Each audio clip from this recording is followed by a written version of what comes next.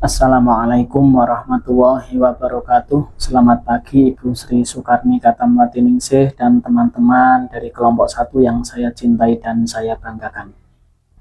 Perkenalkan, nama saya Ahmad Samsul Ma'arif dari kelompok 1 angkatan kedua Latsar CPNS tahun 2025. Dalam kesempatan kali ini saya akan menceritakan terkait pembelajaran saya dalam pembelajaran sinkronus ataupun asinkronus di hari kedua pada agenda 3 yang diampu oleh Ibu Katamwati. Dalam pertemuan pertama tadi,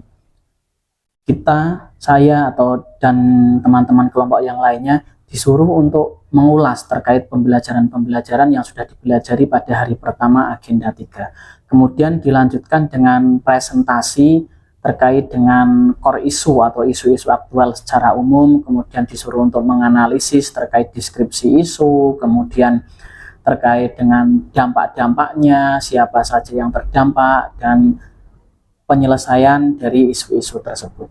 Untuk yang pertama, presentasi tadi disampaikan oleh kelompok 1B terkait dengan isu-isu yang ada di sekolahan, kemudian dilanjutkan oleh kelompok 1A terkait dengan isu dari masing-masing peserta kelompok dan masing-masing instansi, ada berbagai macam isu.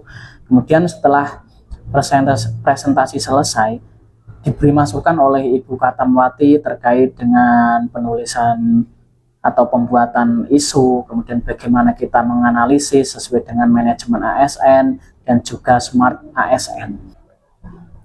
Kemudian terkait dengan pembelajaran yang asinkronus, pada pertemuan yang pertama kita diberikan tugas untuk membuat learning journal atau kita menceritakan pengalaman-pengalaman pembelajaran pada hari pertama agenda 2. Setelah itu kita diberikan tugas lagi untuk mencari sebuah isu secara umum yang ada di instansi masing-masing atau isu secara umum yang ada di Kemenak.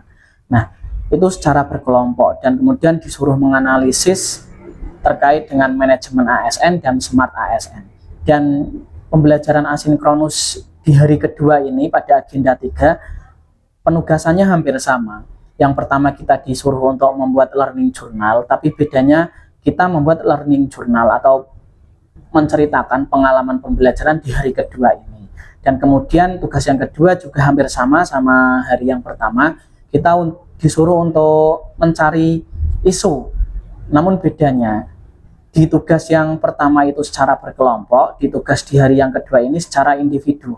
Kita disuruh untuk mencari isu-isu yang nantinya akan menjadi rancangan aktualisasi yang ada di instansi masing-masing. Dan juga kita disuruh untuk membuat learning journal terkait dengan aku dan instansiku. Nah, learning journal itu dibuat dengan video dan juga dibuat dengan catatan. Mungkin pengalaman pembelajaran atau learning journal di hari kedua agenda 3 ini yang dapat saya sampaikan cukup seperti itu, kurang lebihnya saya mohon maaf. Wassalamualaikum warahmatullahi wabarakatuh.